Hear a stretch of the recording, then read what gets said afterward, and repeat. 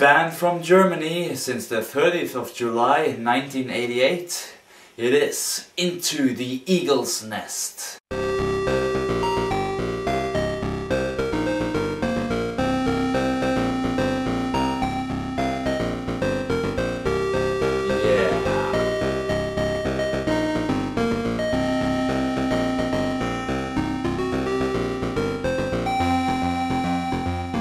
So Eagle's Nest, what kind of game is this? You know, first of all, where did it come from? Who made it? Let's take a closer look on the background and history of this game. I actually have been in contact with the developer who did the Atari 8-bit conversion, and although he wasn't as keen on being on camera, he was willing to share a lot of interesting information with me when it came to the development of the Atari version of this game. And some of the things he said was this. Hi Kettle. As promised, the company who wrote Into the Eagle's Nest was a company called Players, owned by Richard Paul Jones. This was a budget label in the UK. He started an A label called Pandora for games in the old high-end prices of the market. The first Pandora game was Into the Eagle's Nest. It was designed by the guy who wrote the Commodore 64 version. Richard Paul had contact with Atari, who wanted to push the old Atari 800 XL as a game computer. They released the 65 XE and 130 XE as new computers, but it was really the end of the days for the 8-bit computers. The Commodore guys tried to convert the game to the Atari 8-bit, but they failed, as it was slightly different from the C64. I just wrote the game for Players, and they asked me if I wanted to convert this game to the Atari XL/XE. So I went to Reading in the UK and saw the game, gameplay and design parts. The problem that stopped the conversion was the fact that the C64 has a character set of 256, while the Atari used the high bit for an extra color, so it had only 128 characters. I quickly got around that issue, even while we were speaking about it, as I saw that it only had 6 or 7 unique characters on the right side of the screen. So using the end-of-line interrupt, I could smoothly switch character sets, and I used 7 character sets, if I recall correctly, to display all the data on the right-hand side of the screen. The info was drawn directly into the characters.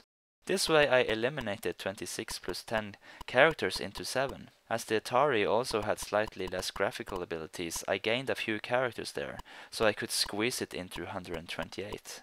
The game was written in 6 weeks. I had written my own 6502 compiler and editor on the Atari ST, and created a hardware cable between the Atari ST port and the second joystick port. I had a small program running on my XE which enabled me to download the program and execute it directly. Compiling only took 5 seconds, plus a few seconds for transport. Compared to the Mac/65 assembler, that was heaven, as compiling the same stuff on this assembler took minutes. Remember that we didn't have any hard drives in those days or anything. After finishing the game, an entire new problem arose, as I had to fit it on a cartridge. As the size of the game was bigger than the memory available, I had to use bank switching on the cartridge. I had to write some compression code to fit the graphic, etc. Once that was all done, Atari had problems with the game. 2 changes that I remember are: I had to remove my name from the credit screen, and the game was flickering in the US. I refused to do the first thing. The second problem was caused by Europe running on 50 Hz, so you had slightly more time during a vertical blank to move memory. US was running on 60 Hz, so you had less time, and my code was exceeding the limits of that time.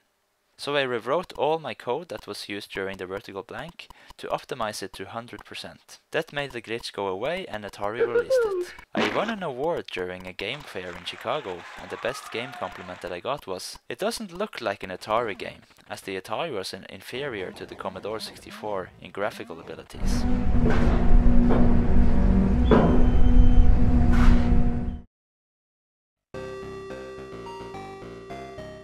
Gotta love the music, what fantastic sound capabilities on the Atari XE. Now this game has a berserk-like top-down style which was well known in the mid-80s. I remember my dad standing behind me watching me play when I got this game. His comment was, "Oh, so you're a frog in this game?" Yeah. I also had a friend that thought you were a tank. Ah, the wonder of 8-bit graphics. It tickles our imagination. Into the Eagle's Nest lets you choose from 4 different missions that you must complete in order to advance to the next level. When you commence play, you will soon encounter enemies that you must eliminate. Your maximum amount of ammo is 99 bullets, and they will be used up fast on the many Nazis that will gang up on you. In some of the rooms you will encounter items that can aid you on your mission. There is ammo, food to replenish health, keys to progress to locked areas, and treasures that can increase your score. Controls are okay, but they can feel a bit stiff. The AI of the enemies, well, it's non-existent. The grey drones that are supposed to be Nazi soldiers are unbelievably stupid.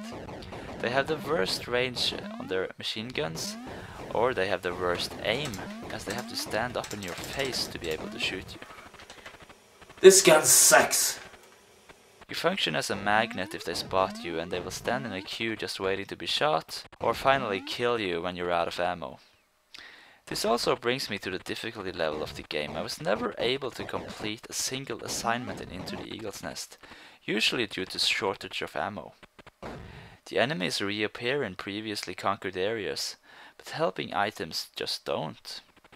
I guess the developers wanted you to plan a more stealth-like approach instead of just running around with your guns blazing. I find this too challenging, and a lot of players seem to favor Castle Wolfenstein on this part. The graphics of Into the Eagle's Nest are not fantastic, but does its job. The color palette is kind of dull, but hey, this is a war zone after all, isn't it? On the sound part I miss some in-game interludes, but I think the intro music weighs up for that.